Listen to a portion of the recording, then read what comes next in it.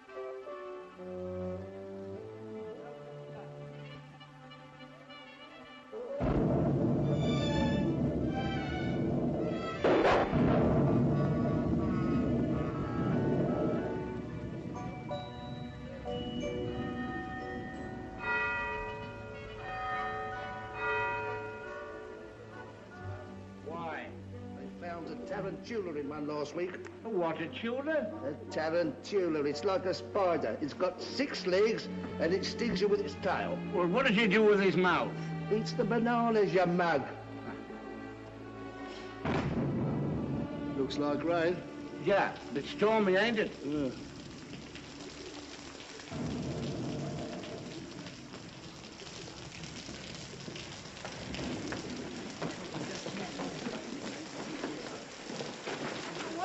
Freddie be doing all this time? He really ought to have got us a taxi by now. Taxi! Taxi! Taxi! You won't get a taxi now, what with the rain and the theatre traffic. Okay. There's not a taxi to be had for love or money. You haven't tried at all. Oh, you really are helpless, Freddie. Go again and don't come back until you have found this one. I shall simply get soaked for nothing. What about us, you selfish pig? Oh, very well, I'll go. Sorry. Now then, Freddie, look where you're going there. Oh, all my varlets, caught in the mud. I want to go do that. As if I haven't got enough to do out in the Eyre right there.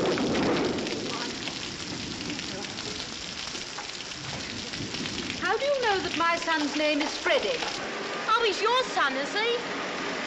Well, if you'd done your duty by him as a mother should, he'd know better than to spoil a poor girl's flowers and run away without paying. Well, here's a sixpence for you. Oh. Thank you kindly, lady. Now, will you tell me how you know the young man's name? I don't. But I heard you call him Freddie. Now, don't you try and deceive me. Yeah, who's trying to deceive you? I called him Freddie or Charlie. Same as you might yourself if you was talking to a stranger and wished to be pleasant. Come along, Mother. Sixpence thrown away.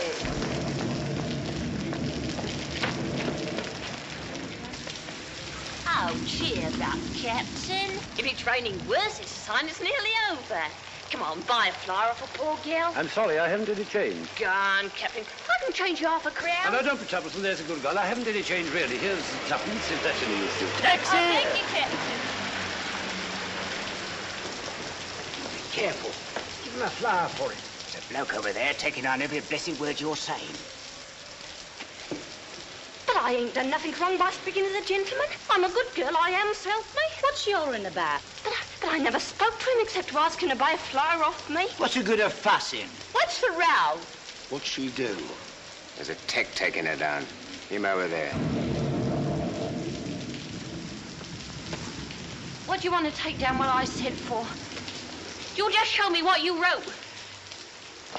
How do I know if you took me down right? What? What's that? That ain't proper writing. I can't read that. Cheer up, kitten. And buy a flower off a poor girl. Oh, it's because I called him Captain. Oh, why not? Oh, but I meant no harm. Oh, sir. Oh, don't let him charge me. Oh, you don't know what it means to me. They'll take away my character and they'll drive me on the streets for speaking a gentleman. Charge? I make no charge. Really, sir, you needn't start protecting me from molestation until I ask you. Anyone can see the girl meant no harm. Mind your own business. Taking down people's words. I never said a word to him. What harm did she do? Don't be ridiculous. Who's hurting you, you silly girl? What do you take me for? It's all right. He ain't a copper. He's a gentleman. Look at his boots. Gentlemen, he's a blooming busybody, that's what he is. And how are all your people down in Chelsea? And how do you come to be so far east? You were born in Liston Grove. Oh, well, what harm was in my leaving Liston Grove? It wasn't fit for a pig to live in, and I had to pay 4 and 6 a week. Live where you like, but for heaven's sake, stop making that noise.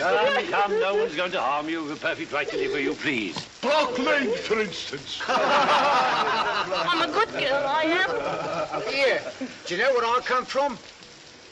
Hoxton. Well, who said I didn't? Blimey, you know everything, you do. Where's your warrant? Yeah, creatures like that, don't you? Gets him time to take liberties with a gentleman. Yes, tell him where he comes from if you want to go fortune telling. Go on. Yes, go on, tell him. All right. Cheltenham, Harrow, Cambridge, India. Right. He's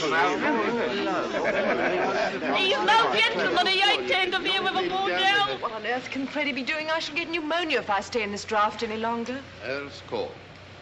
Will you please keep your impertinent remarks to yourself? Did I say that out loud? I'm so sorry. Your mother's Epsom unmistakably. Oh, how very curious. You know, I was brought up in Large Lady Park near Epsom. That's a devil of a name, isn't it? Oh, excuse me. Are you looking for a cab? Don't you dare to speak to me. Oh, please, Clara. Yes, we should be so grateful to you if you could find us a cab. I don't know whether you've noticed it, but it stopped raining. Oh, so it has. Clara, we'll walk to a bus. A cab. Oh, tough.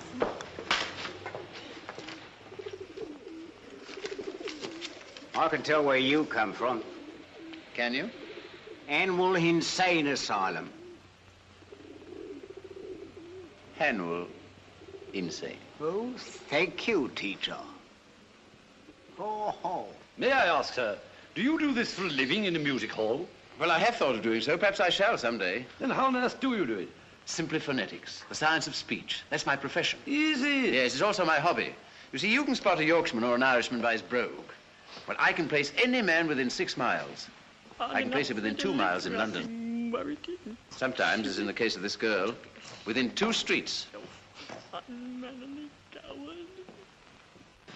Let him mind his own business and leave a poor girl to mind her own business. Woman, cease this detestable boo-hooing instantly. I've a right to be here if I like, same as you. A woman who utters such depressing and disgusting sounds has no right to be anywhere. Oh, Remember that you're a human being with a soul and the divine gift of articulate speech, and that your language is the language of Milton, Shakespeare, and the Bible. And don't sit there crooning like a bilious pigeon. Ow! Ow! Hems, what a sound. You see this creature with her curbstone English? The English that will keep her in the gutter for the rest of her days? Well, sir, in 3 months I could pass her off as a duchess at an ambassador's reception. No. Yes, I could even get her a job as a lady's maid or a shop assistant, which requires better English. You mean you could make me? Yes, you squashed cabbage leaf. You disgrace to the noble architecture of these columns. You incarnate insult to the English language. I could pass you off as the Queen of Sheba. Yeah. You don't believe that, do you, Captain? Well, everything is possible. I myself am a student of Indian dialects. Are you? Yes. Have you ever heard of Colonel Pickering, the author of Spoken Sanskrit? I am Colonel Pickering. No. Yes. Who are you? Henry Higgins. No. Yes, the author of Higgins' Universal Alphabet. You know, I came all the way from India to meet you. And I was just going all the way to India to meet you. Where are you staying? Carlton. No, you're not. You're staying at 27A Wimpole Street. Come on. Oh, buy a flower, kind sir. I'm short for my lodging. Oh, you liar. You just said you could change half a crown. You ought to be stuffed with nails, you ought. Here, take the old blooming basket for 6pence. A reminder.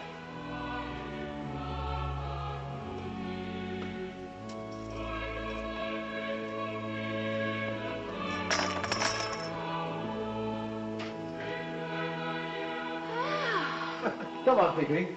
This is a wonderful meeting. Marvelous.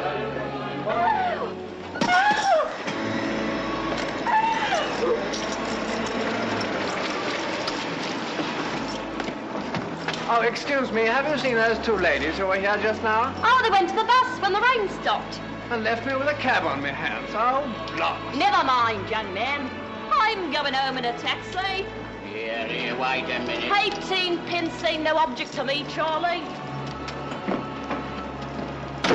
Buckingham Palace and step on it. Right, Freddie? Well, I'll be dashed. You're Buckingham Palace. How much, dearie? It'll cost you a bob. Yeah, you're a robber, you are. It's disgraceful. A bob for 2 minutes. Ever been in a taxi before? Hundreds and thousands of times. Impudence!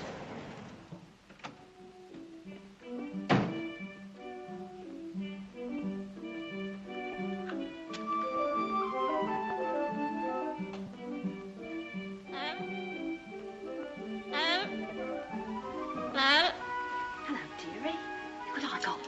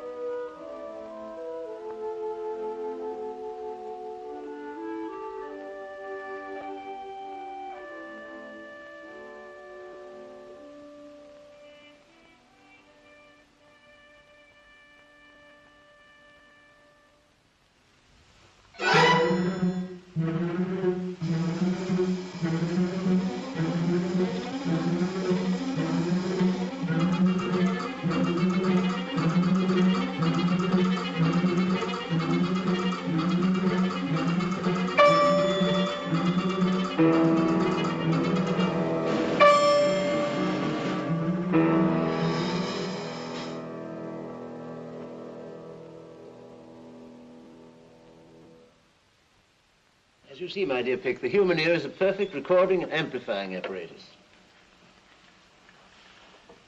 Well, tired of listening to sounds? Amazing. Do you know, I rather fancied myself because I could pronounce 24 distinct vowel sounds. Your 130 beat me. I can't hear any difference between most of them. Oh, it comes from practice, you know.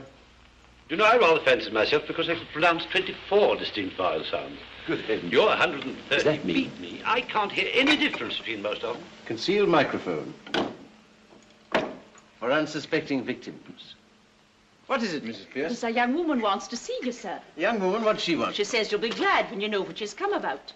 She's a very common girl, sir. I'd have got rid of her, only you see such queer people sometimes. All right. Has she an interesting accent? Just dreadful, sir. Good. Show her up at once.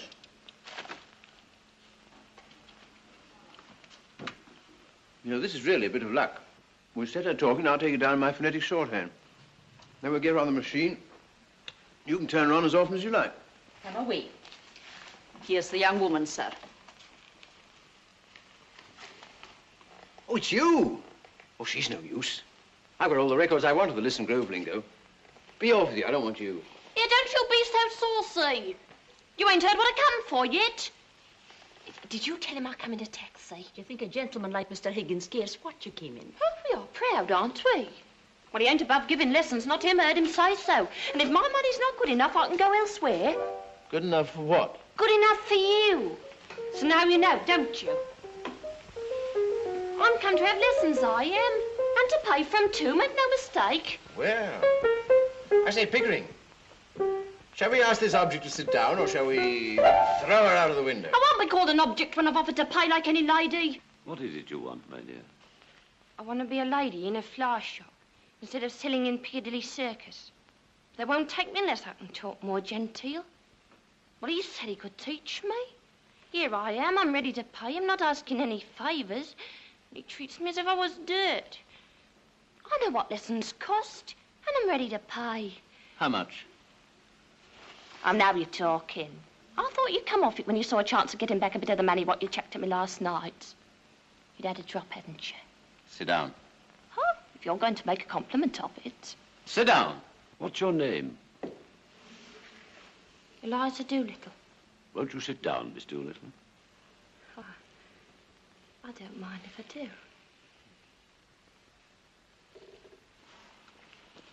How much do you propose to pay me for the lessons? Oh, I know, I tried. A lady friend of mine, she gets French lessons at 18 pence an hour from a real French gentleman. Well, you wouldn't have the nerve to ask the same for teaching me my own language as what you would for French. So I won't give you more than a shilling. Take it or leave it. I'll take it. You know, Pickering, a shilling to this girl's worth 60 or 70 pounds to a millionaire. It's handsome, it's enormous, it's the biggest offer I've ever had. 60 pounds? But what are you talking about? I never offered you 60 pounds. Hold it, Tom. But I ain't got 60 pounds. Miss Gerald, nobody's going to touch your money. Someone's going to touch you with a broomstick if you don't stop snivelling. Sit down, will you? Who were? Anyone would think he was my father. Higgins, I'm interested. What about that boast of yours that you could pass her off as a duchess at an ambassador's reception? Well, what about it? I'll say you're the greatest teacher alive if you make that good. I'll bet you all the expenses of the experiment you can't do it, and I'll pay for the lessons. Oh, you're real good. Come here. Oh, thank you, Captain. Come here, sit down. This is almost irresistible. She's so deliciously low. So horribly dirty. Ow, I ain't dirty. I washed my face and hands before I come, I did. I shall make a duchess of this draggle-tailed gutter snipe. Oh! In 6 months, in 3, if she has a good ear and a quick tongue, I'll take her anywhere and pass her off as anything.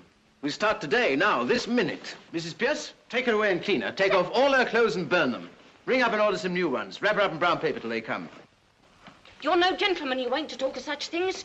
I'm a good girl, I am, and I know what the likes of you are, I do. We want none of your slum prudery here, young woman. You've got to learn to behave like a duchess. Here, take her away, Mrs. Pierce. If she gives any trouble, wallop No, her. I'll call the police, I Have will. no place to put her. Put her in the ash can. You can't take a girl up like that as if you were picking a pebble off the beach. Why not? She may be married. There you are, as the girl very properly says. Gah. Who would marry me? By George, Eliza, before I've done with you, the streets will be strewn with the bodies of men shooting themselves for your sake. Here, he's off his chump, he is. I'm going. I don't want no loonies teaching me. Oh, I'm mad, am I?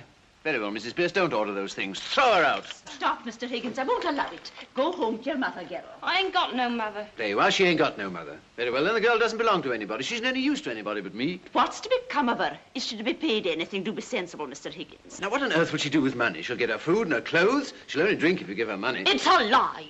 Nobody ever saw the sign of liquor on me. Doesn't it occur to you, Higgins, that the girl has some feelings? Oh, I don't think so. Have you, Eliza? I got my feelings the same as anyone else. You see the difficulty, Pickering? What difficulty?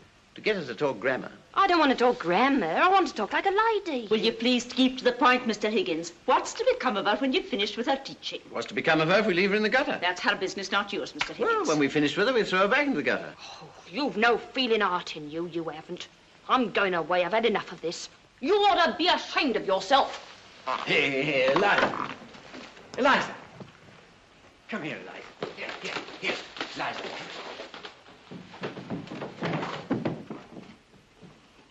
Have chocolate, Eliza. How do I know what might be in them? I've heard of girls being drugged by the like of you. Oh, Where's your good faith, Eliza? I wouldn't have answered it. And I'm too ladylike to take it out of my mouth. You shall have boxes of them, Eliza. You shall live on them. Now, listen to me, Eliza. You're going to live here for 6 months and learn to speak beautifully like a lady in a florist shop. If you're good and do whatever you're told, you shall sleep in a proper bedroom, have lots to eat, and money to buy chocolates and take rides in taxis. If you're naughty and idle, you shall sleep in the back kitchen among the black beetles and be walloped by Mrs. Pierce with a broomstick. At the end of 6 months, you shall go to Buckingham Palace in a carriage, beautifully dressed. If the king finds out you're not a lady, you will be taken by the guards to the Tower of London, where your head will be cut off as a warning to other presumptuous flower girls. But if you are not found out, you will receive a present of 7 and 6pence to start life with as a lady in a shop. If you refuse this offer, you will be a most ungrateful and wicked girl, and the angels will weep for you. Now are you satisfied, Pickering? Can I put it more fairly, Mrs. Pierce? Bundle her off to the bathroom. You're a great bully, you are. And I won't stay here if I don't like it. I never asked to go to Buckingham Palace, I didn't. If I'd known what I was letting myself in for, I wouldn't have come here. I've always been a good girl. I am never... Oh, I ain't dirty. I washed my face and hands before I come, I did. I shall make a duchess of this draggle-tailed gutter snout. Ow! Oh, no, it ain't natural. I've never had a bath in my life. Not what you call a proper one. Nonsense, Eliza. Don't you want to be sweet and clean and decent like a lady? You know you can't be a good girl inside if you're a dirty girl outside. Now, away to your room and take off all your clothes. It isn't decent. Nonsense, girl. Don't you take off all your clothes every night before you go to your bed? No. Why should I? I'd catch me death. I'll take off my skirt. Eliza, now be a good child. No, go and take your things off at once and come back to me. If I did put myself on Peggy, it must have been clean. I shouldn't have come here. I didn't know when I was well off. I didn't. It ain't decent.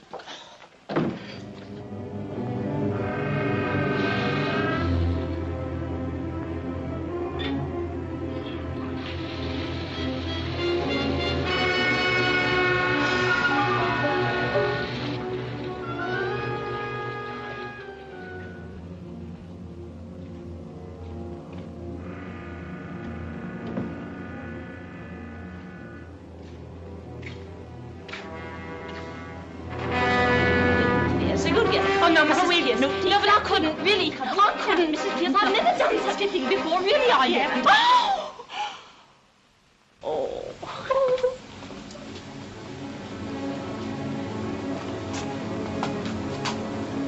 Now, come away and tell me if the water's hot enough. No, Mrs. Pierce, don't! No! No, Mrs. Pierce, stop it! I'm getting weak! This has never happened to me before! Oh!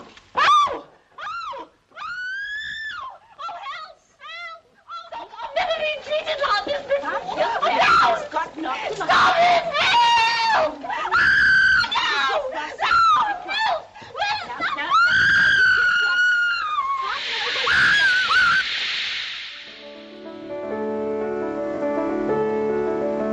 Higgins, excuse a straight question, but are you a man of good character where women are concerned? Have you ever known a man of good character where women are concerned? Yes. Very frequently. Well, I haven't. I find Breakfast is ready, sir. that the moment I let a woman make friends with me, she becomes jealous, exacting, and a confounded nuisance. So I'm a confirmed old bachelor and likely to remain one. Coffee? Thanks. You know what I mean. I hope it's understood that no advantage is to be taken of her position. What, that thing? Sacred, I assure you. I've taught scores of American millionairesses to speak English. The best-looking women in the world. I'm seasoned. They might just as well be blocks of wood. Excuse me, Mr. Higgins. I'd like to trouble you if I may. Yes? Will you be very particular what you say before the girl? I'm always particular about what I say. Oh, no, sir. It doesn't matter before me. I'm used to it. But you really must not swear before the girl. I never swear. What the devil do you mean? That's what I mean. I don't mind your damning and your blasting, Mrs. but there's a certain word I must ask you not to use. The girl used it in the bath because the water was too hot. It begins with the same letter as bath. I cannot charge myself with ever having uttered it, except perhaps in moments of extreme and justifiable excitement. Only this morning, sir, you applied it to the boots, the butter, and to the brown bread. Oh, that, a mere alliteration, natural to a poet. Is that all? No, sir. We'll have to be very particular with this girl as to her personal cleanliness. Yes, certainly, certainly. Most important. Might I ask you not to come down to breakfast in your dressing gown, or not to use it as a table napkin if you do, and will you please remember not to put the porridge saucepan onto the clean tablecloth. I hope you're not offended, sir. No, not at all. Not at all, Mrs. Pierce. Is that all? Oh, no, sir. I really don't think I can put the girl back into these. Might she wear one of those Chinese garments you brought back from abroad? Certainly, certainly. What the devil's that? Oh, don't burn that. We'll keep that as a souvenir.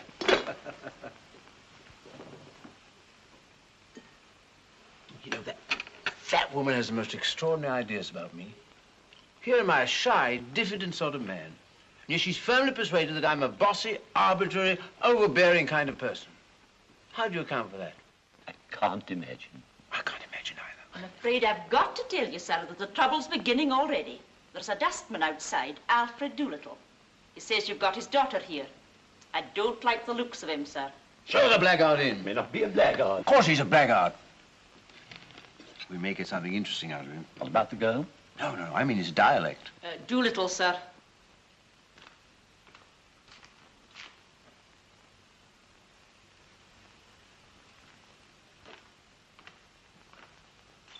Professor Higgins? Here, good morning. Sit down. Morning, Governor. I come about a very serious matter, Governor. Brought up in Hounslow, mother Welsh, I should imagine. What do you want, Doolittle? I want my daughter. That's what I want. Well, of course you do. I'm glad to see you have some spark of family feeling left. Your daughter's upstairs. Here, take it away at once. What? Ah, look here, Governor, is this reasonable? Is it fairity? The girl belongs to me. You got her. Where do I come in? How dare you come here and try to blackmail me? You sent her here on purpose. No, Governor. This is a plot, a plant, an attempt to extort money by threats. I shall telephone the police. Have I asked you for a brass fine? I'll leave it to the gentleman here.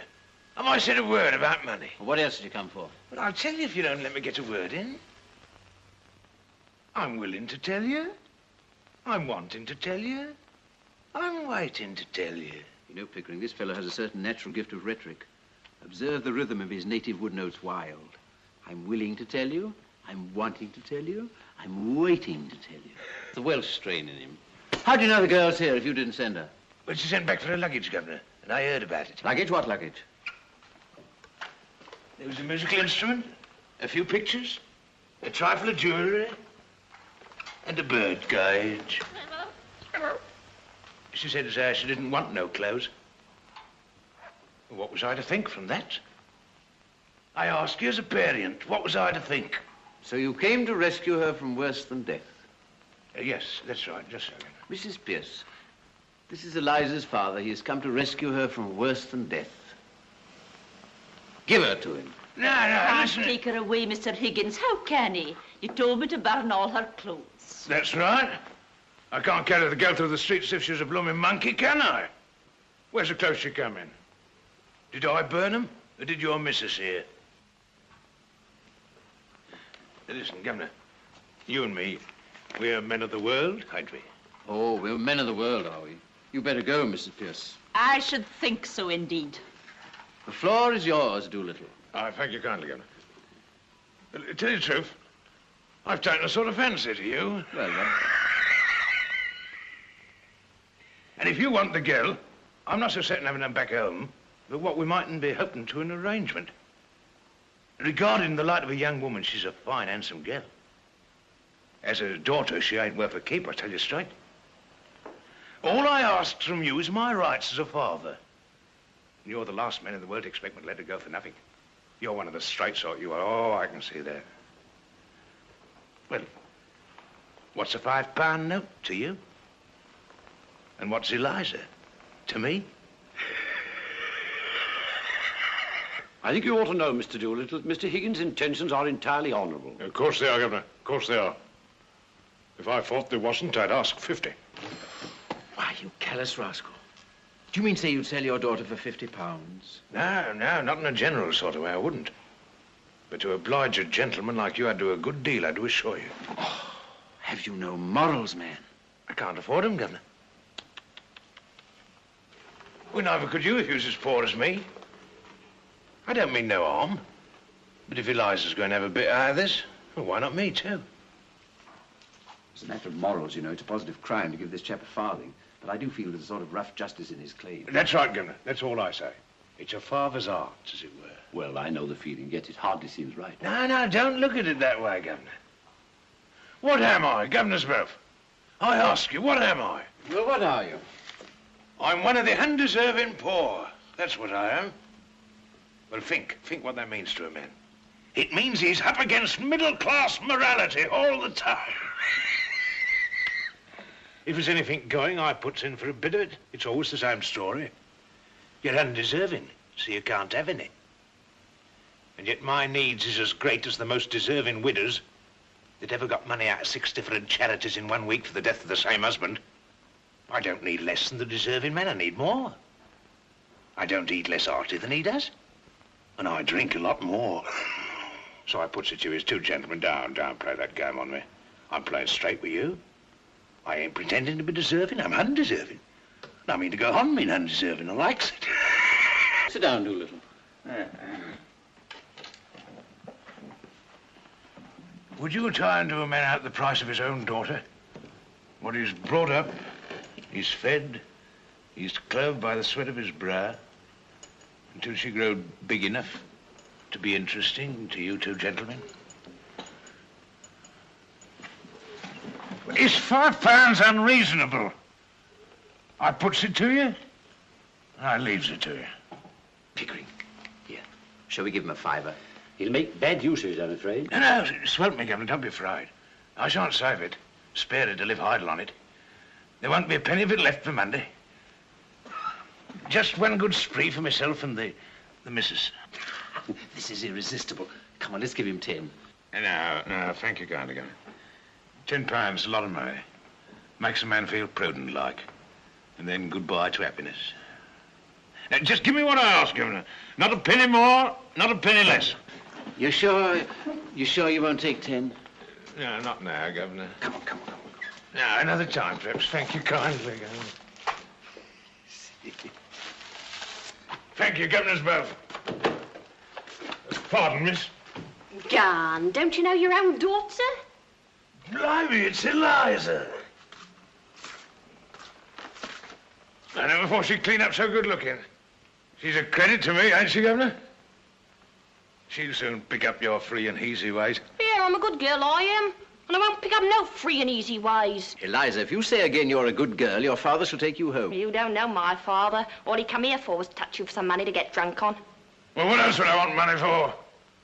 Put in the plate in church, I suppose. Don't you give me none of your lip. Don't let me hear giving any of these gentlemen either. You'll hear from me about it. See? Have you any further advice to give her, Doolittle, before you go? Your blessing, for instance? No, Governor, not me. I'm not such a mug as to put up my kids to all I know myself. If you want Eliza's mind improved, Governor, do it yourself. With a strap. Well, so long, gentlemen.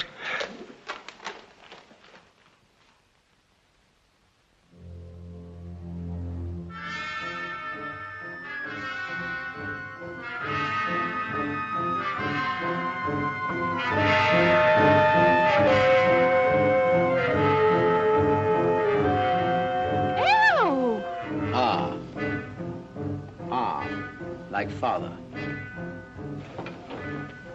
E. E, as in machine.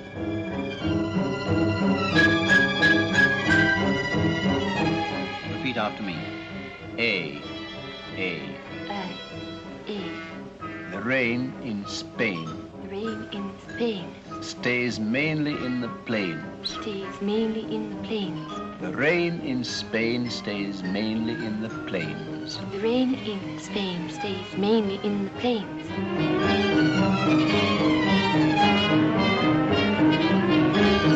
Now, Eliza, you see these 3 marbles? I want you to put them in your mouth. Yes, 1, 2, 3. Now, don't be alarmed, it's just an exercise. Now then, repeat slowly after me. The shallow depression in the west of these islands is likely to move slowly in a westerly direction. The shallow depression in the west of these islands is likely to move. Look. Larry, I've swallowed one. Don't worry, we have plenty more. The shallow depression in the west of these islands is likely to move slowly in a more easterly direction. Hampshire, Hereford, Harford. Hampshire, Hereford, go, lummy chumps. So it will, Eliza, every time you say correctly. Now then, try once again.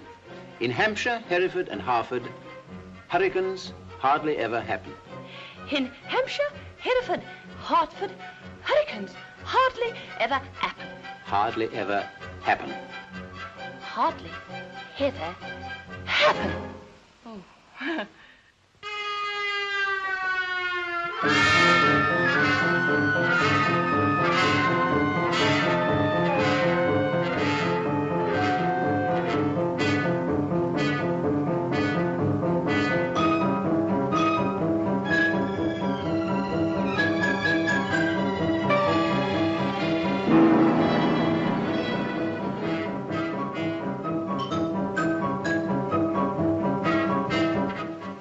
How do you do? Bad, bad, bad. Do it again. You aren't trying. Do it again. That's not good, Eliza. It's not bad. Now's the time to try her out on somebody. Well, I know. My mother. Henry. Hello, dear. What are you doing here today? This is my at-home day. You promised not to come. Oh, bother. Go home at once. But I just come here on purpose. You see, dear, I picked up a girl. You mean a girl has picked you up? No. This isn't a love affair. Oh, what a pity. Why? You never fall in love with anyone under 45. Oh, I can't waste my time with young women. They're all such idiots anyhow. You know what you do if you really love me, Henry? Get married, I suppose. No. Stop fidgeting. And take your hands out of your pockets. Ah. Don't sit on that table. You'll break it. Come and tell me about the girl. Look here, she's coming to see you this afternoon. Really? I don't remember asking her. No, you didn't, and you wouldn't have if you'd known her. Indeed? Why? She's just a common flower girl. I picked her up in Covent Garden. You've asked her here? Oh, don't worry. I've taught her to speak properly. She'll stick to 2 subjects only, the weather and everybody's health. You know, fine day, how do you do, and all that. Oh, that's a blessing anyway. Well, it is, and it isn't. Now, what do you mean by that? You see, dear, I've got her pronunciation all right, but you've got to consider not only how the girl pronounces, but what she pronounces. Mrs. and Miss Ainsford Hill, Mr. Ainsford Hill. Oh, heavens. So good of you to Dear. come. My dear. Freddie. How do you do? You know my son. Oh, my son Henry. Miss Hill. Delighted. Mrs. Hill. Enchanted. Mr. Hill. Thank you. Your celebrated son. I've always so longed to meet you, Professor Higgins. Yes, I've seen your face somewhere before. I haven't the ghost of a notion where. But it doesn't really matter. Sit down. Mother, look here. I'm sorry to say my celebrated son has no manners. You mustn't mind him. I don't. Colonel Pickering. how do you do, Mrs. Higgins? The Reverend and Mrs. Birchwood. What, more of them? How do you do? Flicker? You told your mother what we've come for? No, we were interrupted, damn it. Oh, are we in the way? No, not at all. No, by George, we need 2 or 3 extra people. You'll do as well as anyone else. Sit down. Will you excuse me? Colonel Pickering. Henry? I say, what are you doing with my hat? Colonel Pickering, I must know. What is the exact position in Wilmslow Street? Is this gal a servant? If not, what is she? Major and Mrs. Rawcroft. My dear Mrs. Higgins, I really must tell you, the whole thing is extraordinarily interesting. My dear, this is the most absorbing experiment I've ever tackled. Yes, this girl regularly fills our lives, doesn't she, Pip? Yes, we're always talking Eliza. Teaching Eliza. Dressing Eliza. She has the most amazingly quick ear you ever heard of. Yes, just like a parrot. My dear Mrs. Higgins, I assure I've you taught that her girl the is most a genius. inconceivable She sounds plays that the a human piano being can perfectly. make. I've We've taught taken her her to classical European concerts, dialects, music continental halls. dialects, When she African comes back, she plays dialects, everything she's heard, whether it's you know, Beethoven things or that she's Brahms, heard. the Art of Couldn't have done it 6 months ago. She Absolutely, did it, but as if it's she'd done them all her piano. life. You see? Oh, yes. It's quite clear to me. Miss Doolittle.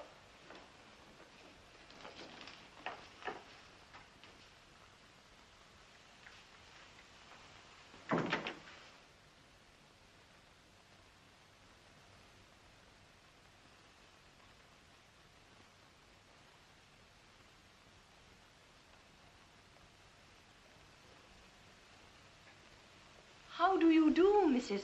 Higgins? Professor Higgins said I might come. Quite right, my dear. I'm delighted to see you. Colonel Pickering, is it not? How do you do, Miss Doolittle? Professor Higgins? Stick to the weather and your health.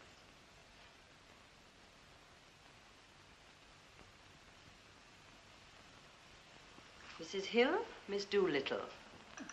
I feel sure we've met before, Miss Doolittle. I remember your eyes. How do you do? By George, yes, it all comes back. My daughter, Covent Garden. Clara. How do you do? What a confounded thing. My son, Freddie. Oh, how do you do? How do you do? I'm sure I've had the pleasure somewhere.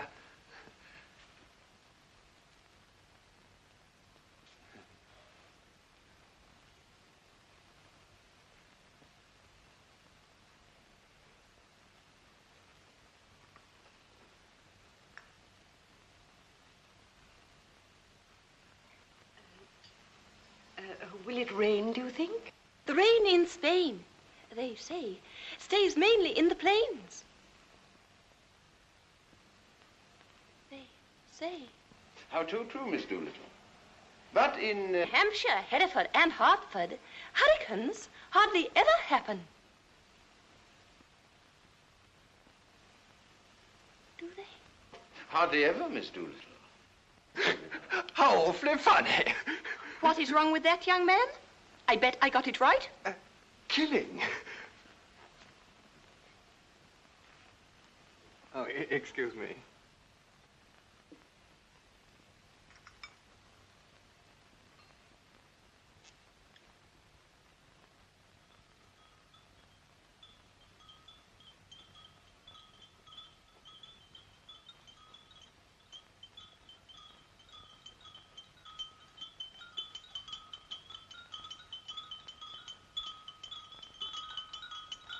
I do hope it won't turn cold. There's so much influenza about. It runs right through our family every spring.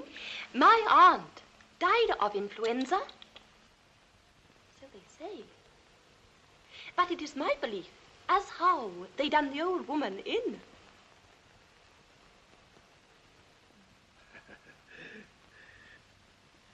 Done her in? Yes, Lord love you. Why should she die of influenza when she come through diphtheria right enough the year before? Perhaps it wasn't diphtheria. You see, Vicar... Oh, but I saw her with my own eyes. Fairly blue with it she was. They all thought she was dead.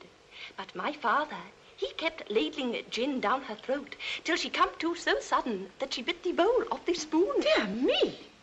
Now, what call would a woman with that strength in her have to die of influenza? Ah. And what become of her new straw hat that should have come to me? Well, what? Somebody pinched it. And what I says is, them what pinched it done her in. Done her in? Could you tell me? No, it's just the new slang, Vicar. But you surely don't believe that your aunt was killed? Do I not? Them she lived with would have killed her for a hat pin, let alone a hat. But it couldn't have been right for your father to have poured spirits down her throat like that. Now, that might have killed her. Not her. Gin was mother's milk to her. Besides, he'd poured so much down his own throat that he knew the good of it. Oh, how terrible for you. Oh, it never did him no harm, what I could see. He was always more agreeable when he had a drop in. When he was out of work, my mother used to give him 2 and a kick and tell him to go out and do not come home until he drunk himself cheerful and loving like. Charming. There's lots of women has to make their husbands drunk to make them fit to live with. Here, what are you sniggering at? The new slang. You do it so awfully well. If I was doing it proper, what was you laughing at? I said anything I oughtn't? No, not a thing, Miss Doolittle, no. Well, that's a mercy anyhow. What I always says is...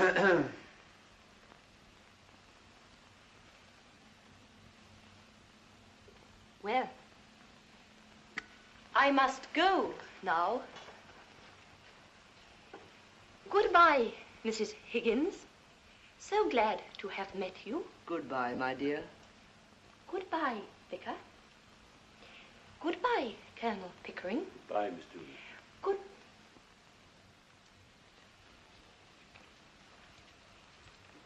Goodbye, all. Excuse me, Miss Doolittle, but would you be walking across the park? Because if so, Walk? Not bloody likely. I'm going in a taxi.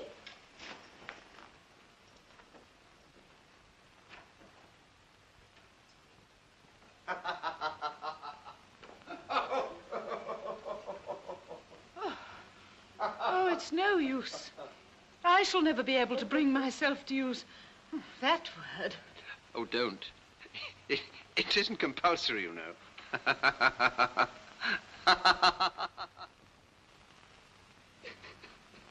can say what you like, but I was ashamed. You ought never to have done it. Oh, perhaps we were a bit hasty, but I'll soon put that right. It's no use, Higgins. You'll have to face it. It isn't fair on the poor girl.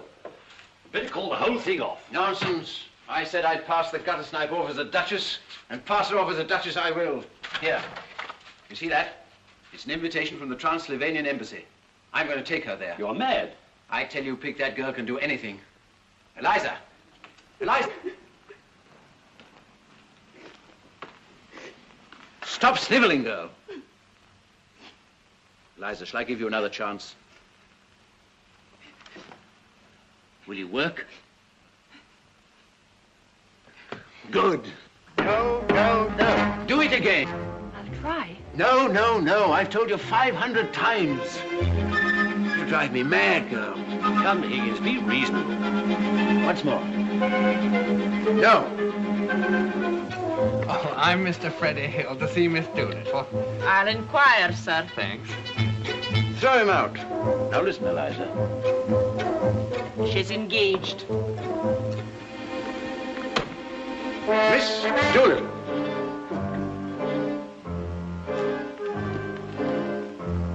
Oh, why can't you do it like this? He's here again. Oh, throw him out, throw him out. Come on now, both together. 1, 2, 3. That's better. Hmm? Now listen carefully, Eliza. How kind of you to let me come. Now listen. Say it. How kind of you to let me come. Listen again. How kind of you to let me come.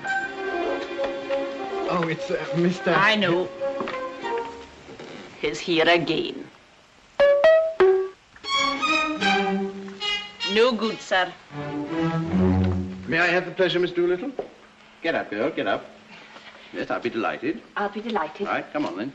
1, 2, 3, 1, 2, 3, 1, 2, 3, 1, 2, 3, 1, 2, 3, 1, 2, 3, 1, 2. See, no sense of timing at all. You now watch me with Pickering. Come on, Pickering.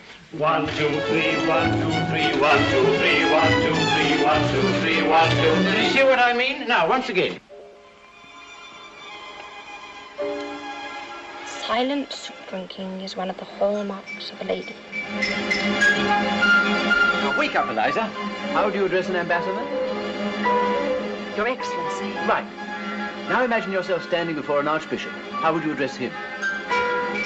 Your Holiness. No, no, no. An archbishop, not the Pope. Your Worship.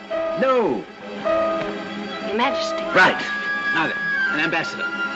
Your Excellency. An archbishop. Your Grace. The Queen. Your Majesty. An archduke.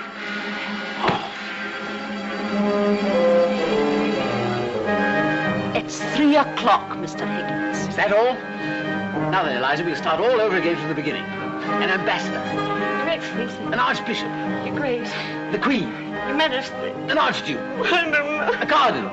Your Readiness. Come on, Eliza. I don't know. It's 4:30, Mr. Higgins. We'll now start the whole thing over from the beginning. Oh, I can't. Look here, if I can do it with a splitting headache, you can do it. No, but I've got a headache. I can't. Here, well, take this then. Now then, an ambassador. Oh, His Excellency! Come, Higgins, be reasonable. I'm always reasonable. Now then, Pickering, the time has come. Send the dressmakers, hairdressers, makeup artists, manicurists, and all the rest of the parasites. Did you ever see the like? Ah, I have it. Camellia, camellia, camellia. There. You think? No.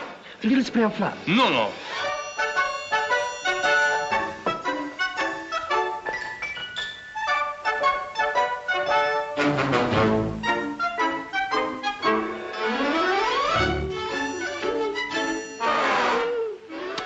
More mud there.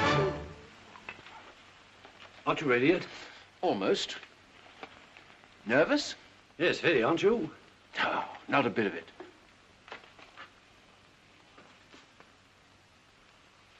Not a bit of it.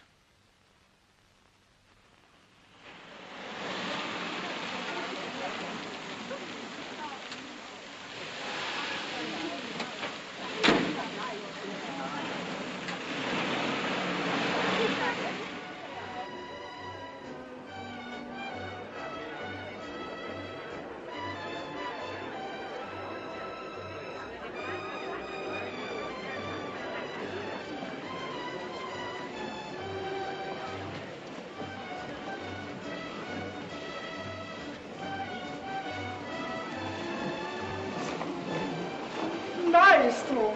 Maestro! You remember me?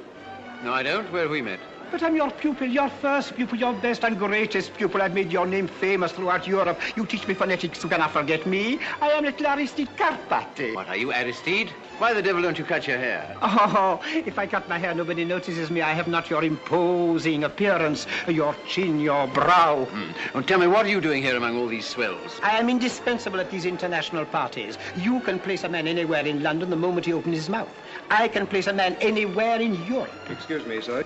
I want it upstairs. Her Excellency cannot understand the Greek gentleman. Oh, indeed. I'll come at once.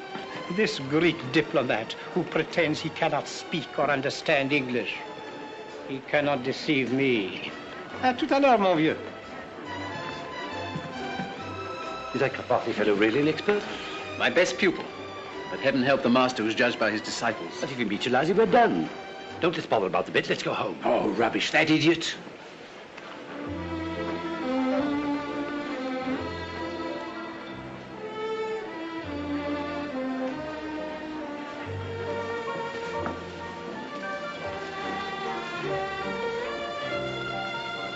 Well, Eliza, now we're in for it.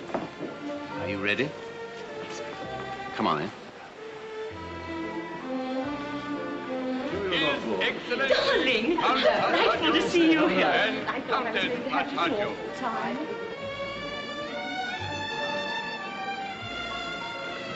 That fellow found us about Eliza. He'll blackmail us. Let him try. Her Grace, the Duchess of Care.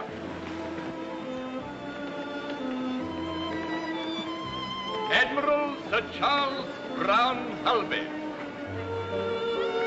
Miss Elizabeth Doolittle, Colonel Pickering, Professor Higgins, Admiral Kul Wang, and Miss Su Ling Wang. How do you do, Colonel Pickering? How do you do? May I present Miss Elizabeth Doolittle? How do you do? How kind of you to let me come. Oh, not at all. The Mrs. Milker. Good evening. Oh, Professor, good evening. Who is this charming girl you brought? Is she a relation? Not of mine, no. She has such a faraway look, as if she always lived in a garden. So she has. A sort of garden. There is one thing I have observed about the English, Duchess, and that yes, is... I adore observing the English. Let's go and observe them now. Come along, George. Oh, dear. Such a bore about the English. And quite wrong, like every ambassador. Oh, look, there's dear old Lily Fantail with a whole of Kew Gardens on her head. You have a rival here tonight. He introduced himself as your pupil. Is he any good? He can learn a language in a fortnight. Knows dozens of them. The sure mark of a fool. Your Excellency is interested in Miss Doolittle? Yes.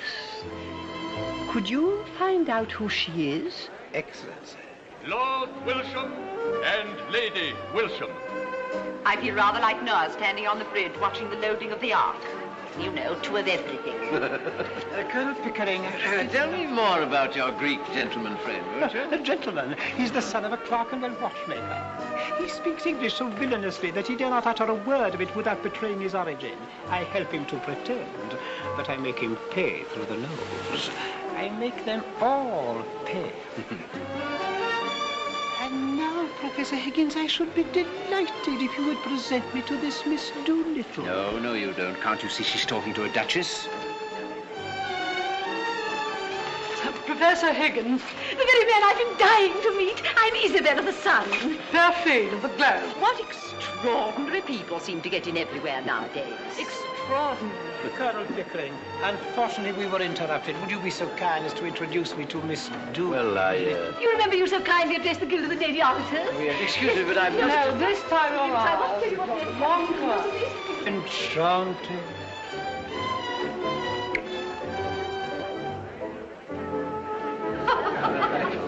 I don't believe it's true.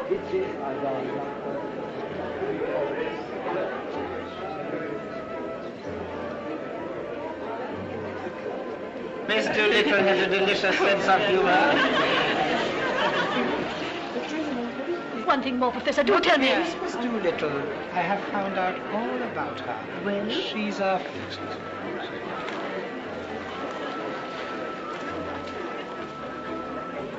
Well, now, go on.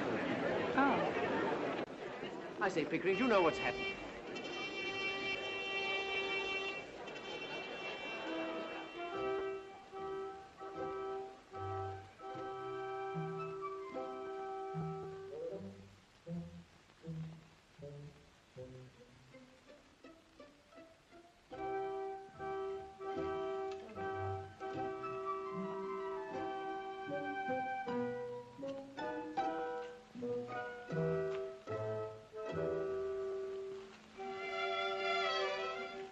Charming. Miss Doolittle.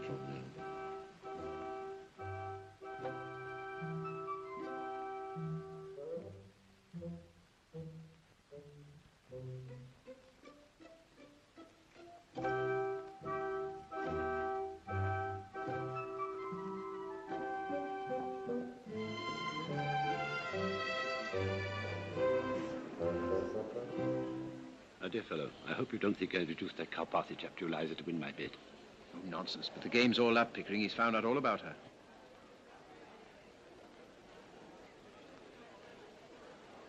I say, Pick, look at that.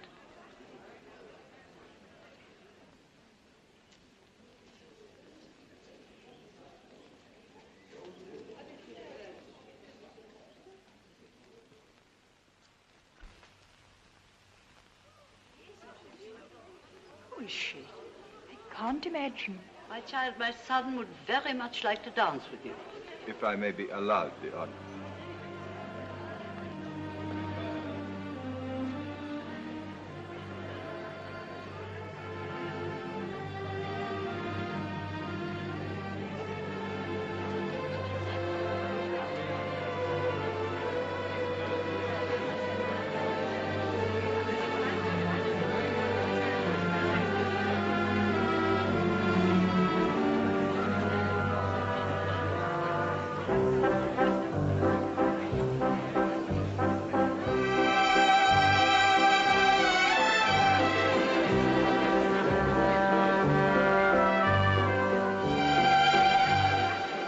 Gives the game away to the ambassadress, there'll be the deuce of a row.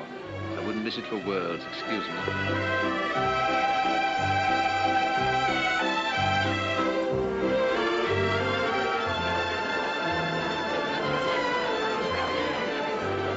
Come on, Aristide, you've got to tell us. No. Yes, tell us all you know about this Miss Doolittle. No, that is my secret. But I will tell Your Excellency, she has a right to know who Miss Doolittle is. Well, who is she? She is a... Film star. Oh, no. She's a fraud. A fraud? Oh, no. Yes, she cannot deceive me. Her name cannot be Doolittle. Why? Because Doolittle is an English name and she is not English. Oh. But she speaks it perfectly. Too perfectly. Can you show me any Englishwoman who speaks English as it should be spoken? There is no such thing. The English do not know how to speak their own language. Only foreigners who have been taught to speak it well. Yes, there's something in that. But if she's not English, what is she? Hungarian. Hungarian? Yes, Hungarian and of royal blood. I am Hungarian. My blood is royal. Did you speak to her in Hungarian? I did. She was very clever. She said, please speak to me in English. I do not understand French. French! She pretended not to know the difference between Hungarian and French. Nonsense, she knows both. And the blood royal. How did you find that out? Instinct, maestro. Instinct. Only the Hungarian, the Magyar race can produce that air of the divine right, those high cheekbones, those resolute eyes. She is a princess.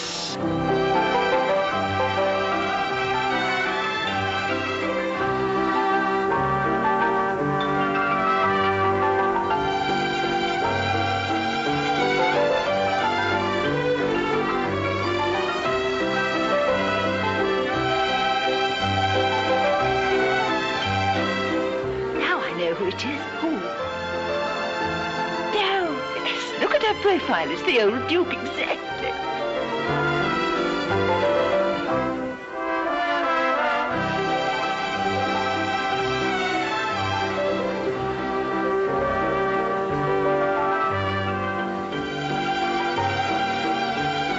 What do you say, Professor? Aye. I say an ordinary Cockney girl out of the gutter. I place her in Covent Garden. Maestro, maestro, you are mad on the subject of Cockney dialects. The London gutter is the whole world for you. This girl is undoubtedly a princess? Have it your own way, maestro. Have it your own way.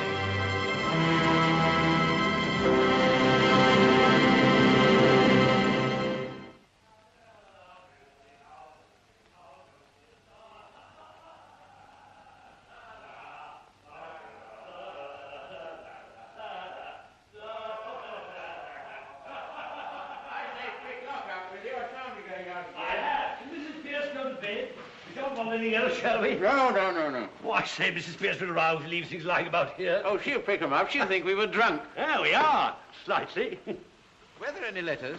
Didn't look. Heavens, what an evening. What a crew. What silly tomfoolery. Thank God it's all over. Say, what the devil are my slippers? Well, you won your bet. Eliza did the trick and something to spare. Oh, it was interesting enough at first, but afterwards I got deadly sick of it. The whole thing's been a perfect bore. Oh, come, the reception was frightfully exciting. For the first 3 minutes. But as soon as I saw we were going to win hands down, I lost interest. No more artificial duchesses for me. Oh, they're there, are they? I must say Eliza did it awfully well. You see, lots of the real people can't do it at all. The silly fools don't even know their own silly business. Anyhow, that's all over and done with. Now I can go to bed without dreading tomorrow. Well, I shall turn in too. Still, it's been a great triumph for you. Yes, it has, rather, hasn't it? Marvellous. Good night. Good night, Omar. Good night, Eliza.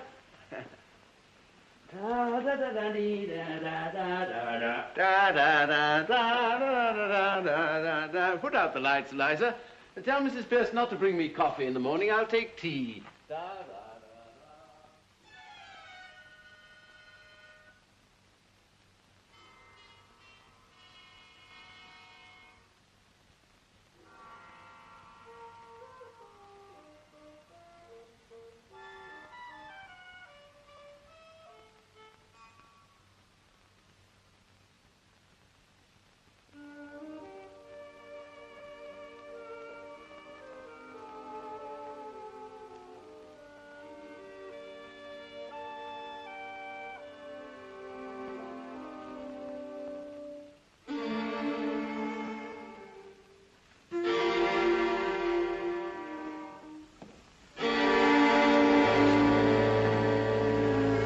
Did I put my slippers?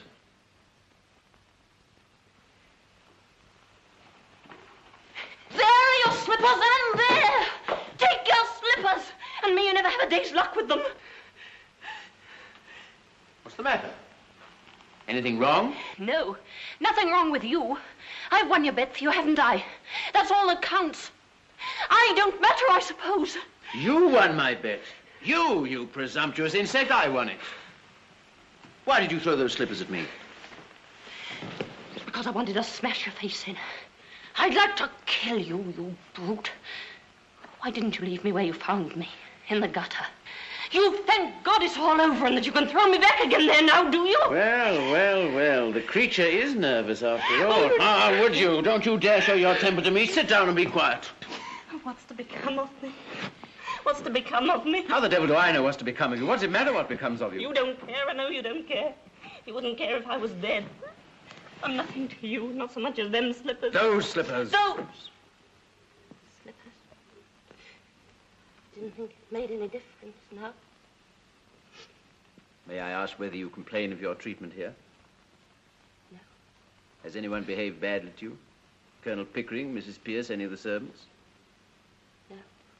I presume you don't pretend that I've treated you badly. No. Well, I'm glad to hear that, anyway. Probably you're tired after the strain of the day. Here. Have a chocolate. No. No? No. Thank you. Well, it's all over now. Nothing more to worry about. No. Nothing more for you to worry about.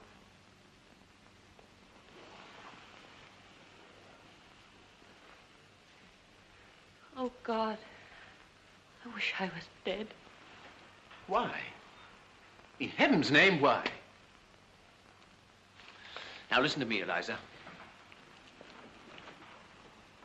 All this irritation is purely subjective. I don't understand. I'm too ignorant. It's only imagination. Low spirits, nothing more. Nobody's trying to hurt you, nothing's wrong.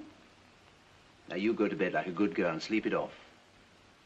Have a little cry and say your prayers, and that'll make you comfortable. I heard your prayers. Thank God it's all over. Well, don't you thank God it's all over? Now you're free, you can do what you like. What am I fit for? What have you left me fit for? Where am I to go? What am I to do?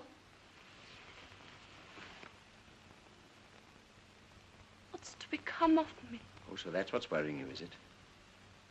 Oh, you'll settle down somewhere or other. But I hadn't quite realized that you were going away.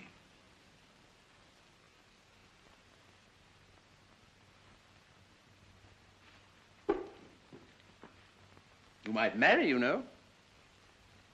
You're not bad looking. Quite a pleasure to look at you sometimes. Of course, now you've been crying. You look as ugly as the very devil, but when you're quite all right and yourself, you're what I should call attractive. That is to people in the marrying line, you understand. Now you go to bed, have a good night's rest. Get up in the morning and look at yourself in the glass. And you won't feel so cheap. I dare say my mother could find some chap or other who'll do very well. We were above that in Covent Garden. What do you mean? I sold flowers. I didn't sell myself. Now you've made a lady of me. I'm not fit to sell anything else. I wish you'd left me where you found me. But you don't have to marry the fellow if you don't like him. What else am I to do? Well, lots of things. How about your old idea of a florist shop? Pickering could set you up in one. He's got lots of money. Oh, you'll be all right.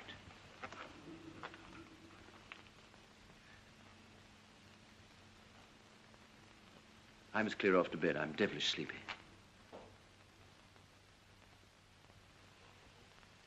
By the way, I came here for something. Forget what it was. Your slippers. Oh, yes, of course. You shied them at me.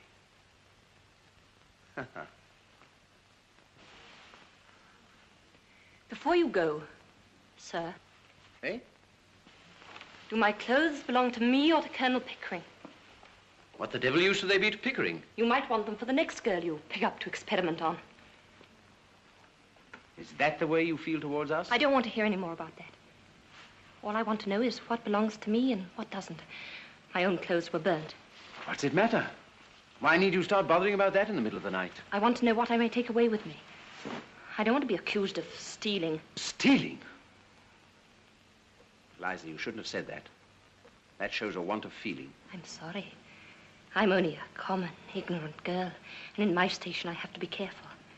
There can't be any feelings between the like of you and the like of me. Will you please tell me what belongs to me and what doesn't? Oh, you can keep the whole confounded house full if you like. All except the jewels. They're hired. Will that satisfy you? Stop, please.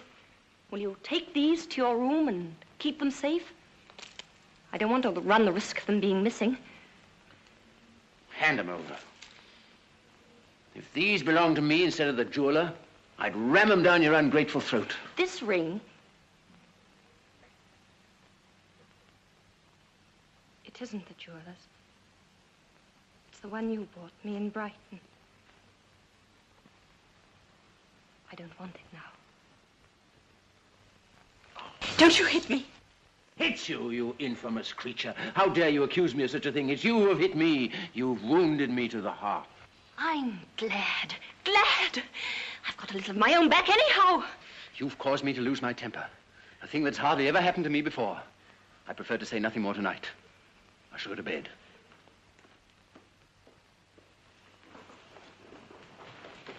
You'd better leave a note for Mrs. Pierce about the coffee, because she won't be told by me. Damn Mrs. Pierce, and damn the coffee, and damn you, and damn my own folly in having lavished hard-earned knowledge and the treasure of my regard and intimacy on a heartless gutter snipe.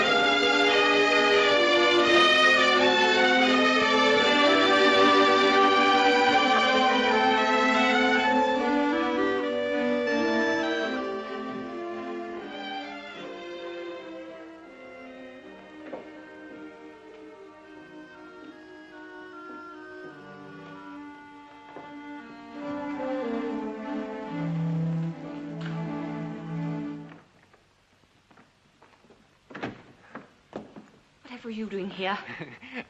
Nothing. As a matter of fact, I spend most of my nights here. It's the only place I feel really happy. Don't laugh at me, Miss Doolittle. Don't you call me Miss Doolittle. Eliza's good enough for me. Where are you going? To the river. What for? To make a hole in it. To make a hole in it? Freddie, you don't think I'm a heartless gutter snipe, do you? No, darling. How can you imagine such a thing? I think you're the most wonderful, the loveliest. Now then. This isn't Paris, you know. No, sorry, Constable. Eliza, you let me kiss you. Well, why not? Why shouldn't someone kiss me? Why shouldn't someone be in love with me? Kiss me again. Kiss me again. All right. Now then, you two, what's this? Were you annoying that young lady? No, Constable, certainly not. Move along, then. Double quick. As you say, sir.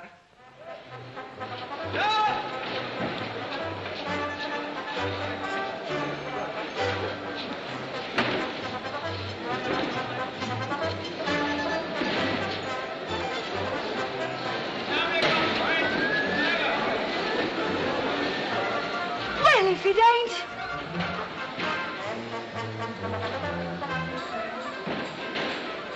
Beg your pardon, miss. Bar flower for poor girl.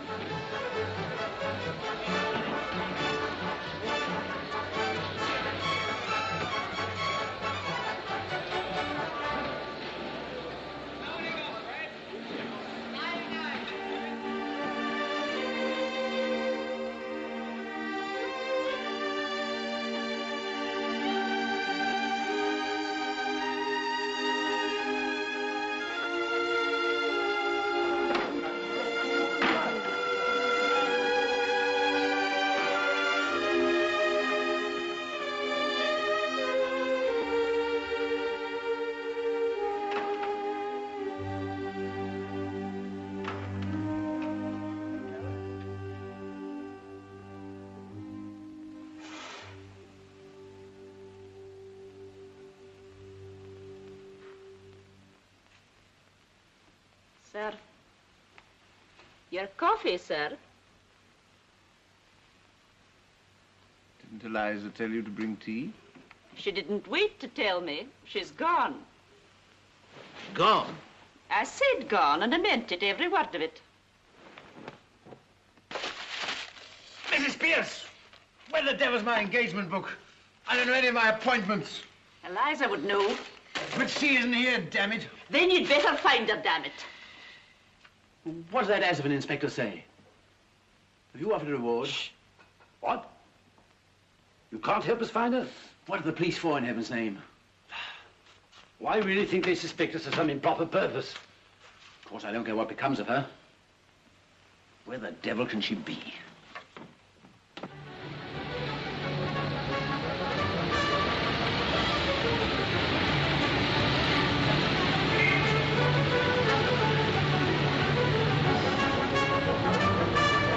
Have you seen Eliza Doolittle?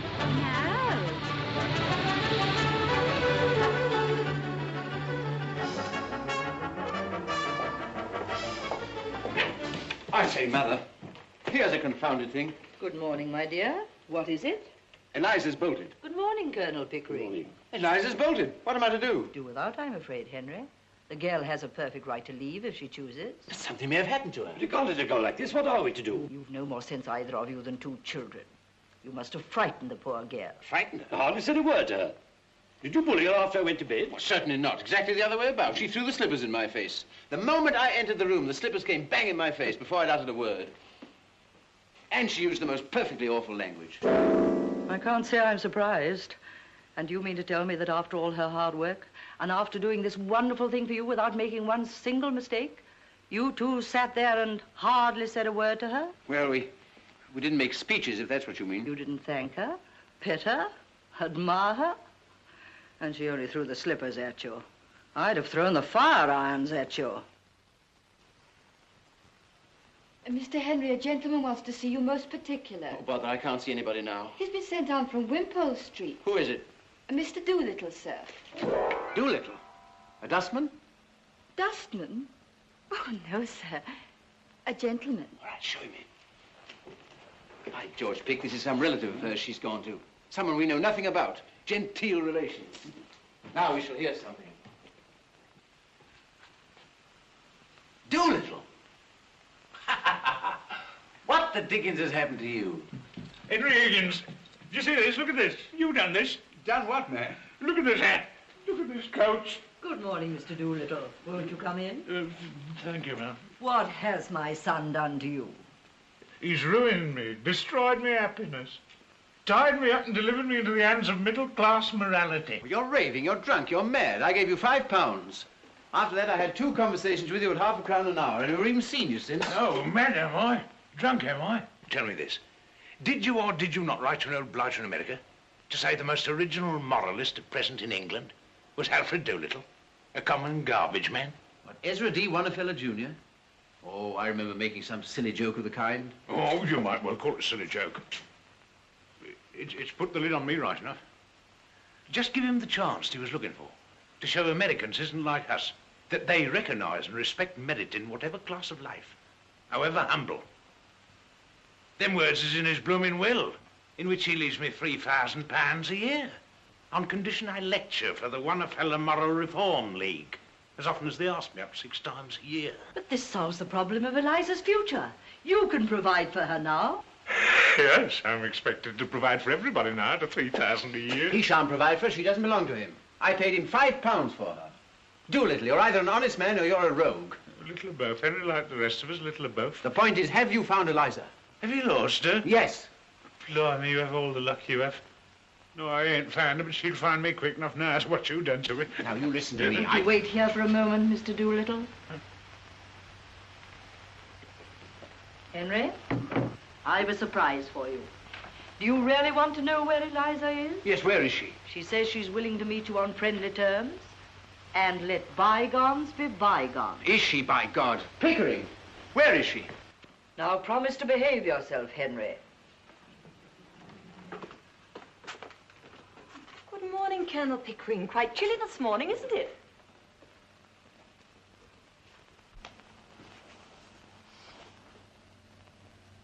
Oh, how do you do, Professor Higgins? Are you quite well? But of course you are. You're never ill. Won't you sit down, Colonel Pickering? Don't you dare try this game on with me. Get up and come home and don't be a fool. Very nicely put indeed, Henry. No woman could resist such an invitation. Let her speak for herself. There isn't an idea that I haven't put into her head. I tell you, I've created this thing out of squashed cabbage leaves in Covent Garden. And now she pretends to play the fine lady with me. Will you drop me altogether now the experiment is over, Colonel Pickering? Oh, you mustn't think of it as an experiment. Oh, I'm only a squashed cabbage leaf. But I owe so much to you that I should be very unhappy if you forgot me. You see, it was from you that I learned really nice manners. And that's what makes one a lady, isn't it? Ha! And that's what makes the difference, after all. No doubt. Still, he taught you to speak, you know, and I couldn't have done that. Of course, that was his profession. It was just like learning to dance in the fashionable way. Nothing more than that in it. But you know what began my real education? No. You're calling me Miss Doolittle that day when I first came to Wimpole Street. That was the beginning of self-respect for me. You see, the difference between a lady and a flower girl isn't how she behaves. It's how she's treated. Now, I know that I should always be a flower girl to Professor Higgins because he always treats me as a flower girl and always will. Don't grind your teeth, Henry. But I know that I can be a lady to you because you always treat me as a lady and always will. That's very nice of you to say so, Miss Doolittle. I should like you to call me Eliza now, if you would. Thank you. Eliza. Of course. And I should like Professor Higgins to call me Miss Doolittle. I'll see you damn first. Henry? But you're coming back, aren't you? You'll forgive Higgins. Forgive? Will she, by George? Let her go. Let her find out what it's like to be without us. In 3 weeks, she'll relapse back into the gutter without me at her elbow. You won't relapse, will you, Eliza? No, never again. I don't believe I could utter one of those old sounds if I tried. Ow! Ha-ha! What did I tell you? Victory! Victory! Ow, ow, ow, ow, ow. Henry! Ow! Eliza, it ain't my fault. Your stepmother's... Henry, look, Henry. Oh. Colonel, I'm getting late for the wedding. Wedding? What wedding? Mine. Yours? Yes, in spite of all I've said and done, my wife, she's going to marry me. I'm feeling uncommon nervous about the ceremony, Governor. Wish you'd come and put me through it. But you've been through it before. You were married to Eliza's mother. Who told you that, Governor? Well, nobody told me, but I concluded naturally. No, that ain't the natural way, Governor. It's only the middle-class way. But don't tell Eliza, she don't know. I always had a sort of delicacy about telling her. Quite right. And you come to the church and you see me through straight? With pleasure, as far as a bachelor can. May I come too, Mr. Doolittle? I'd be very sorry to miss your wedding. We should indeed be honoured by your condescension, Mum. My poor old woman, she'd look upon it as a tremendous compliment. She's been very low lately, thinking of the happy days that are no more. Eliza, your stepmother's going to marry me. Will you come to the church and see me turned off? I've ordered the car, dear. Wait for me. Colonel Pickering can go with the bridegroom. Bridegroom. What a word. Makes men realize his position somehow. So long. See you at the church. Middle-class morality claims its victim.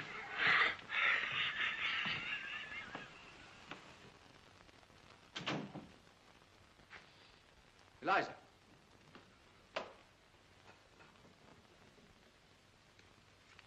Well, Eliza, you've had a bit of your own back now, as you call it. You had enough, and you're going to be reasonable, or do you want some more? You want me back only to put up with your tempers and pick up your slippers and fetch and carry for you. I haven't said I wanted you back at all. Oh, indeed. Then what are we talking about? About you, not about me. If you come back to me, I shall treat you just the same as I've always treated you. I can't change my nature, and I don't intend to change my manners. My manners are exactly the same as Colonel Pickering. That's not true. He treats a flower girl as if she were a duchess. I treat a duchess as if she were a flower girl. I see. The same to everyone. Oh, I don't care how you treat me. I don't mind your swearing at me. I don't mind a black eye. I've had one before this, but... I won't be passed over. Then get out of my way, for I won't stop for you. You talk to me as if I were a bus. So you are a bus, all bounce and go, and no consideration for anyone. Once for all, understand that I go my way and do my work without caring tuppence what happens to either of us. So you can come back or go to the devil, whichever you please. And what am I to come back for? For the fun of it. That's what I took you on for. And you can throw me out tomorrow if I don't do everything you want me to. And you can walk out tomorrow if I don't do everything you want me to. And live with my stepmother. Yes, or sell flowers. Or would you rather marry Pickering? I wouldn't marry you if you asked me. And you're nearer my age than what he is. Than he is. I'll speak as I like. You're not my teacher now.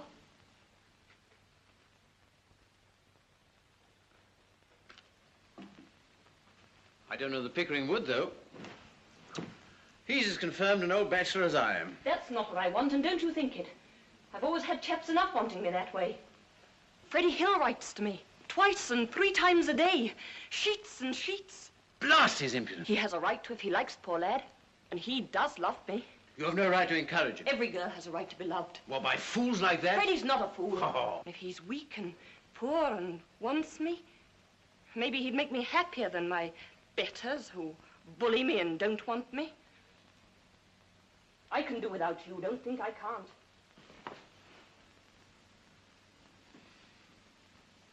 Never asked, I suppose, whether I could do without you.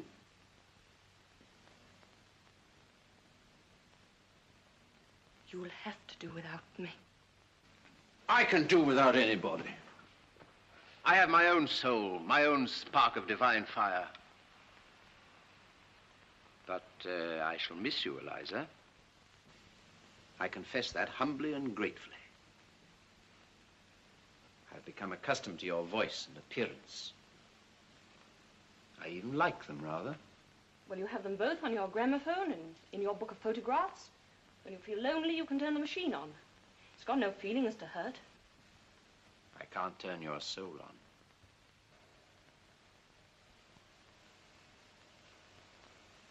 Oh, you're a devil. You can twist the heart in a girl as easily as some can twist her arms to hurt her. I want a little kindness. Why, I know I'm only a common, ignorant girl, but I'm not dirt under your feet. What I done, what I did, it wasn't for the dresses and for the taxis. It was because we were pleasant together and because I came to care for you, not forgetting the difference between us and not wanting you to make love to me, but, well, more friendly, like. Of course, Eliza. That's exactly how I feel. And how Pickering feels. Eliza, you're a fool. That's not a proper answer to give me. If you can't stand the coldness of my sort of life and the strain of it, go back to the gutter. Oh, it's a fine life, the life of the gutter. It's real, it's warm, it's violent. Not like science, and literature, and classical music, and philosophy, and art. You find me cold, unfeeling, selfish, don't you? Very well, then marry some sentimental hog or other, with a thick pair of lips to kiss you with, and a thick pair of boots to kick you with. If you can't appreciate what you've got, you better get what you can appreciate. I won't care for anyone who doesn't care for me. Oh, Eliza, you're an idiot. I waste the treasures of my Miltonic mind by spreading them before you. Oh, I can't talk to you. You turn everything against me. You know very well that I can't go back to the gutter, as you call it, and that I've no real friends in the world but you and the Colonel. You think I must go back to Wimpole Street because I've nowhere to go but Father's. But don't you be too sure that you have me under your feet to be bullied and talked down. I'll marry Freddie, I will, as soon as I'm able to support him.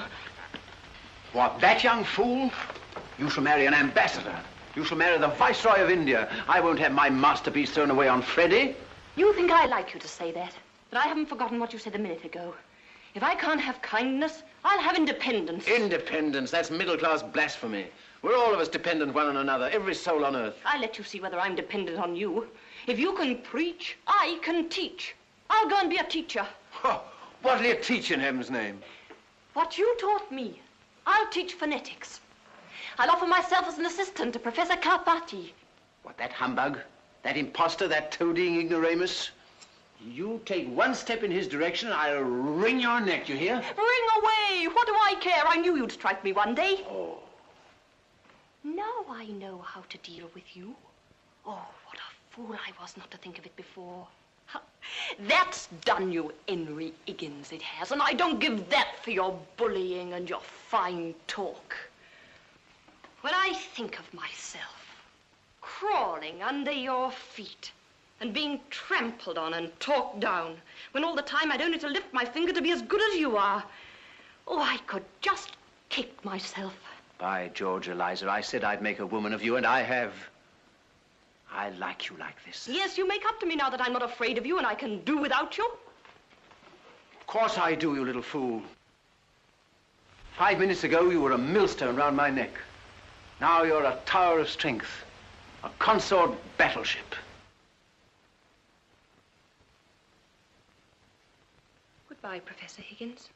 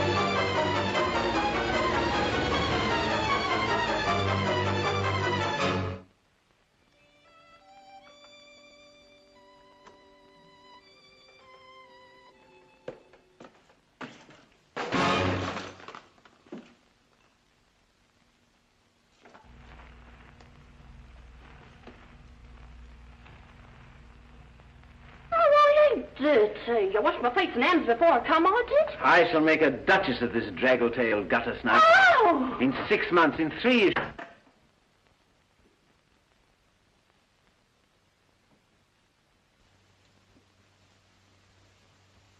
I washed my face and hands before I came. I did.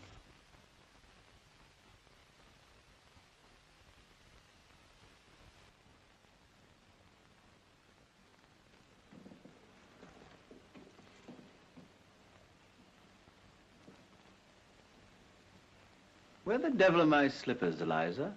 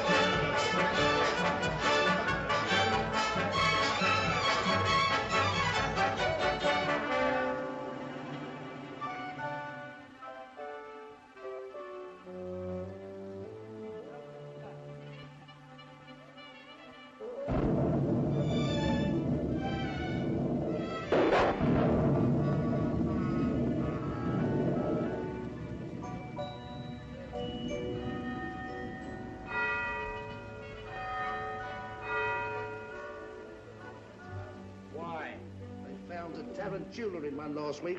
A water-tula? A tarantula. It's like a spider. It's got 6 legs and it stings you with its tail. Well, what does he do with his mouth?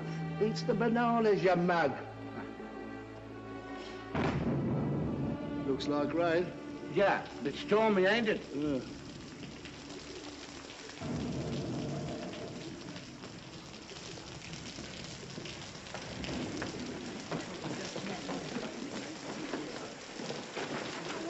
Freddie be doing all this time? He really ought to have got us a taxi by now. Taxi! Taxi! Taxi! You won't get a taxi now, what with the rain and the theatre traffic. Okay. There's not a taxi to be had for love or money. You haven't tried at all. Oh, you really are helpless, Freddie. Go again and don't come back until you have found this one. I shall simply get soaked for nothing. What about us, you selfish pig? Oh, very well, I'll go. Sorry. Now then, Freddie, look where you're going, dear. Oh, all my varlets, spot in the mud. I want to go do that. Suppose if I haven't got enough to do out in the Eyre right there.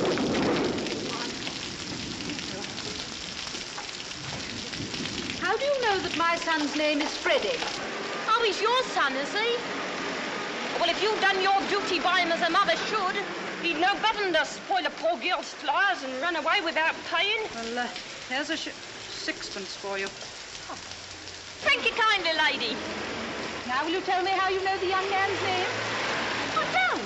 But I heard you call him Freddie. Now, don't you try and deceive me. Yeah, who's trying to deceive you?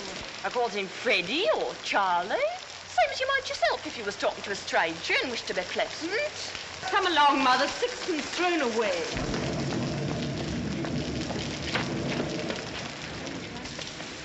Oh, cheer up, Captain. If it's raining worse, it's a sign it's nearly over. Come on. But it stopped raining. Oh, so it has. Clara, we'll walk to a bus. A cab. Oh, tough.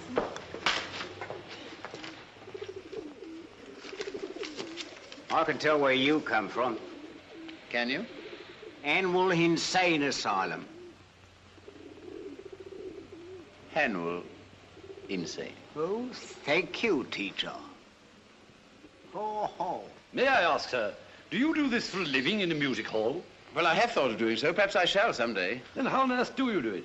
Simply phonetics, the science of speech. That's my profession. Is it? Yes, it's also my hobby. You see, you can spot a Yorkshireman or an Irishman by his brogue. Well, I can place any man within 6 miles. I can place him within 2 miles in London. Sometimes, as in the case of this girl, within 2 streets. Let him mind his own business and leave a poor girl to mind her own business. Woman, cease this detestable boo-hooing instantly. I've a right to be here if I like, same as you. A woman who utters such depressing and disgusting sounds has no right to be anywhere. Oh, Remember that you're a human being with a soul and the divine gift of articulate speech, and that your language is the language of Milton, Shakespeare, and the Bible. And don't sit there crooning like a bilious pigeon. Ow! Ow! Hems, what a sound. You see this creature with her curbstone English, the English that will keep her in the gutter for the rest of her days? Well, sir, in 3 months I could pass her off as a duchess at an ambassador's reception. No. Yes, I could even get her a job as a lady's maid or a shop assistant, which requires better English. You mean you could make me? Yes, you squashed cabbage leaf. You disgrace to the noble architecture of these columns. You incarnate insult to the English language. I could pass you off as the Queen of Sheba. God. You don't believe that, do you, Captain? Well, everything is possible. I myself am a student of Indian dialects. Are you? Yes. Have you ever heard of Colonel Pickering, the author of Spoken Sanskrit? I am Colonel Pickering. No. Yes. Who are you? Henry Higgins. No. Yes, the author of Higgins' Universal Alphabet. You know, I came all the way from India to meet you. And I was just going all the way to India to meet you. Where are you staying? Carlton. No, you're not. You're staying at 27A Wimpole Street. Come on. Oh, buy a flower, kind sir. I'm short for my lodging. Oh, you liar. You just said you could change half a crown. You ought to be stuffed with nails, you ought. Here, take the old blooming basket for 6pence. A reminder.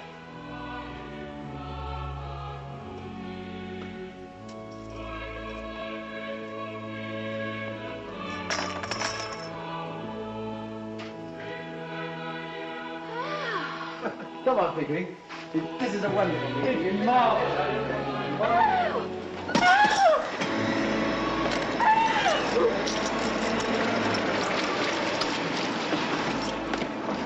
Oh, excuse me, have you seen those 2 ladies who were here just now? Oh, they went to the bus when the round. Buy a flower for poor girl. I'm sorry, I haven't any change. Go on, Captain. I can change you half a crown. No, don't be troublesome, there's a good girl. I haven't any change, really. Here's 2pence, if that's any use to you. Taxi! Oh, thank you, Captain.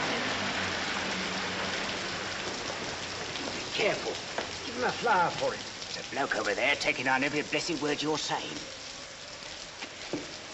But I ain't done nothing wrong by speaking as a gentleman. I'm a good girl, I am, self-made. What's your in about? But I never spoke to him except to ask him to buy a flower off me. What's the good of fussing? What's the row? What'd she do? There's a tech taking her down. Him over there. What do you want to take down what I said for? You'll just show me what you wrote. How do I know if you took me down right? What's that? That ain't proper writing. I can't read that. Cheer up, Captain. And buy a flower off a poor girl.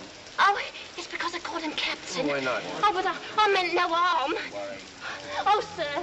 Oh, don't let him charge me. Oh, you don't know what it means to me. They'll take away my character and they'll drive me on the streets for speaking a gentleman. Charge? I make no charge. Really, sir, you needn't start protecting me from molestation until I ask you. Anyone can see the girl meant no harm. Of course they do. Mind your own business. Taking down people's words. I never said a word to him. What harm did she do? Don't be ridiculous. Who's hurting you, you silly girl? What do you take me for? It's all right. He ain't a copper. He's a gentleman. Look at his boots. Gentlemen, he's a blooming busybody, that's what he is. And how are all your people down in Chelsea? And how do you come to be so far east? You were born in Liston Grove. Oh, well, what almost am I leaving Liston Grove? It wasn't fit for a pig to live in, and I had to pay 4 and 6 a week. Live where you like, but for heaven's sake, stop making that noise. Come, no one's going to harm you. You've a perfect right to live where you please. Parkland, for instance. I'm a good girl, I am. Here, do you know where I come from? Hoxton. Well, who said I didn't? Blimey, you know everything, you do. Where's your warrant? Yes. Treat like this, don't you? Gets him time to take liberties with a gentleman. Yes. Tell him where he comes from if you want to go fortune telling. Go on. Yes, go on, tell him. All right. Cheltenham, Harrow, Cambridge, India. Right. He's no gentleman, he ain't to interfere with a bordel. What on earth can Freddie be doing? I shall get pneumonia if I stay in this draft any longer. Else call. Will you please keep your impertinent remarks to yourself? Did I say that out loud? I'm so sorry. Your mother's Epsom unmistakably. Oh, how very curious. You know, I was brought up in Large Lady Park near Epsom. That's a devil of a name, isn't it? Oh, excuse me. Are you looking for a cab? Don't you dare to speak to me. Oh, please, Clara. Yes, we should be so grateful to you if you could find us a cab. I don't know whether you've noticed... Time stopped. And left me with a cab on my hands. Oh, blood. Never mind, young man. I'm going home in a taxi. Here, wait a minute. 18 pence ain't no object to me, Charlie. Buckingham Palace and step on it. Right, Freddie? Well, I'll be dashed. You're Buckingham Palace. How much, dearie? It'll cost you a bob. Yeah, you're a robber, you are. It's disgraceful. A bob for 2 minutes. Ever been in a taxi before? Hundreds and thousands of times. Impudence!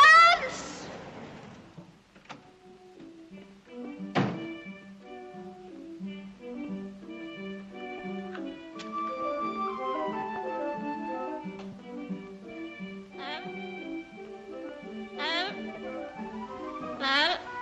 Hello, dearie. What have I got?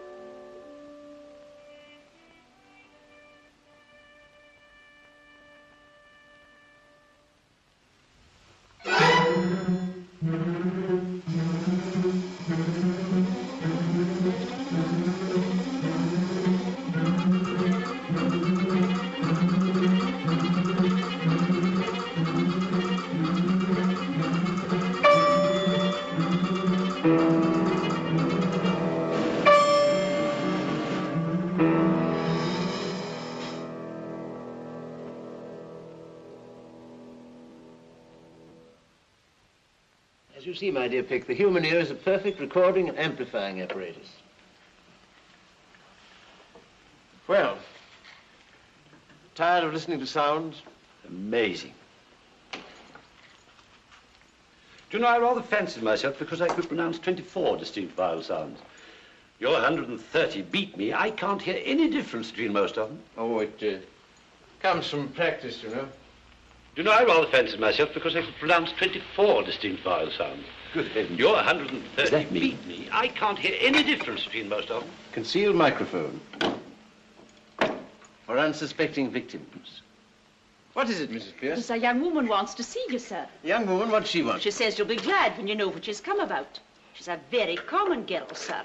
I'd have got rid of her only you see such queer people sometimes. All right. Has she an interesting accent? Just dreadful, sir. Good. Show her up at once.